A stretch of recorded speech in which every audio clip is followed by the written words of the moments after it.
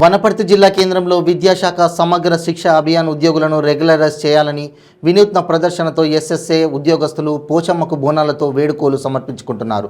ఈ ర్యాలీలో శిక్ష అభియాన్ ఉద్యోగులు మాట్లాడుతూ విద్యాశాఖ సమగ్ర శిక్షణందు పనిచేస్తున్న అన్ని రకాల ఒప్పంద ఉద్యోగులు వనపర్తి జిల్లా జేఏసీగా ఏర్పడి గత 12 రోజులుగా వనపర్తి కలెక్టర్ కార్యాలయం ముందు మర్రికుంట దగ్గర రిలే నిరాహార దీక్షలు కొనసాగిస్తున్నామన్నారు.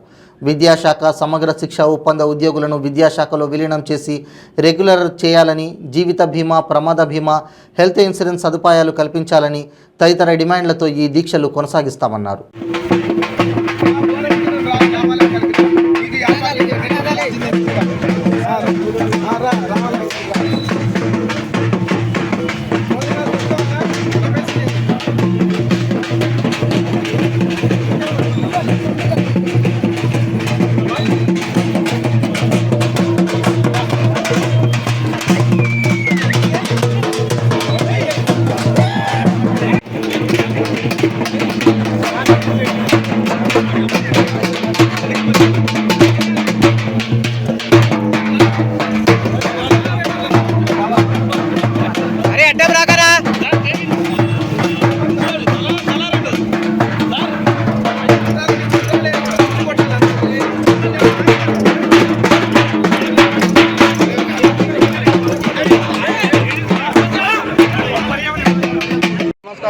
మీడియా మిత్రులందరికీ నమస్కారాలు. ఈరోజు మేము వనపర్తి జిల్లాకి వెళ్ళి కాంట్రాక్టు ఉద్యోగులం, ఎస్ఎస్ఏ ఉద్యోగులం అనే కాంట్రాక్టు వ్యవస్థలో పనిచేస్తున్నాం సార్. దాదాపు రాష్ట్ర వ్యాప్తంగా ఎస్ఎస్ఏ ఉద్యోగులు దాదాపు 22,000 మంది ఉన్నాం సార్. మేము దాదాపు ఒక 20 సంవత్సరాలకు వెళ్ళి కొంతమంది ఉన్నారు, 12-15 సంవత్సరాలకు వెళ్ళి చేస్తున్నాం సార్. ఖాళీ జీతాలు కూడా చేస్తున్నాం సార్. మాకు ఇప్పుడు ఉన్న ఈ కాంట్రాక్టు వ్యవస్థలో ఉన్నాం కానీ ఫుల్ వర్క్ చేస్తున్నాం సార్. మేము దానికి సంబంధించి మాకు ఫుల్ వర్క్ చేస్తున్నాం కాబట్టి మాకు రెగ్యులరైజ్ చేయాలి సార్ గవర్నమెంట్. ఈ కేసీఆర్ గారికి మేము ప్రత్యేకంగా ఎస్ఎస్ఏ కాంట్రాక్ట్ ఉద్యోగులకు వెళ్ళి సమాచారం ఇవ్వడం ఏంటంటే మాకు గవర్నమెంట్ ఉద్యోగం కావాలి, ఈ కాంట్రాక్ట్ పద్ధతి రద్దు కావాలి సార్. మీరే చెప్పారు కదా ఈ యొక్క కాంట్రాక్ట్ పద్ధతి ఉండదని సార్. మీరే చేశారు కదా ఉద్యమాల ద్వారా తెలంగాణ ఎట్లయితే తెచ్చారో మేము కూడా ఈ ఉద్యమాల ద్వారా మేము కూడా మా యొక్క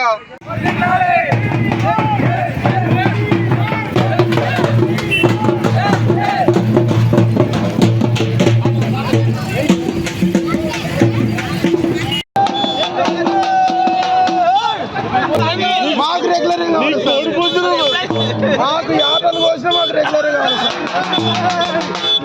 మాకు రెగ్యులర్ కావాలి రెగ్యులర్ చేసే వరకు స్వామి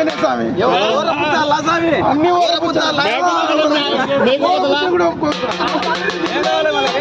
మాకు రెగ్యులర్ కావాలి స్వామి.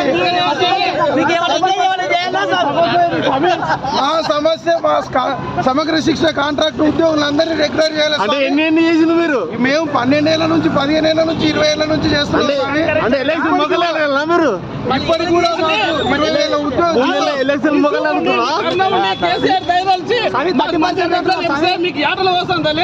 ఓకే ఓకే ఓకే దాంట్లో